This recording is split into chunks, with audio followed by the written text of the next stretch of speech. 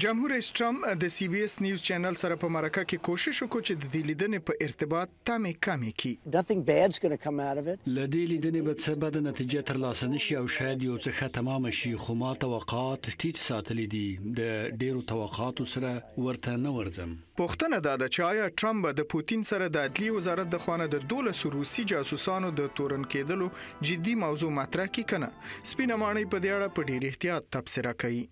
The president will handle this. ولسمشر په خپل طریقه دا خبره مطرح کړي. فکر کوم هغه به د پوتین سره دا خبره یاد کړي او هغه دا ویل چې دا کار کوي. هغه به د ولسمشر پوتین ځواب واوري او له هغه وروسته به بیا ورسره ګورو. د کانګرس دیموکرات غړو غوښتل د لیدنه د عدلیې وزارت د جمعې ورځې د فیصلې وروسته لغوه شوې وي. د عدلیې وزارت د جمعې په ورځ روسي استخباراتي مامورین د امریکا د 2014 کال ټاکنو کې د دیموکرات ګوند د ملي کمیټې د کمپیوټرونو په حق کولو تورن کړل. په دې اقدام سره د پوتین هغه ادعاوې ردیږي چې وی حکومت یې د امریکا په ټاکنو کې هیڅ ډول لاسوهنه نه ده کړې. دا بالکل څرګنده خبره ده چې د امریکا ولسمشر د روسیې د مداخلې په اړه مخامخ پوتین ته سخت او جدي خبرې وکړي. هغه په هیګي له دې کار ګټه ترلاسه کړه. اصلا هغه ترې غوښتي و چې دا کار وکړي او هغه په هیګي تر اوسه ترې ګټه ورته رسیږي.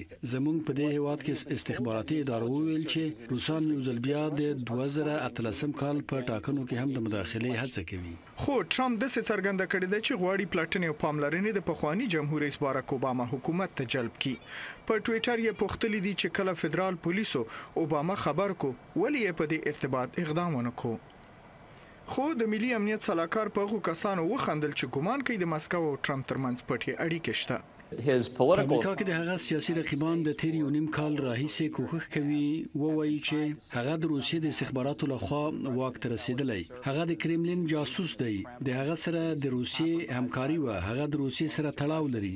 هغه د ولادیمیر پوتین نه اوامر اخلي. دا ادعاوې او تورونه دومره بې ځایه دي چې هیڅ یې تصور نه کیږي.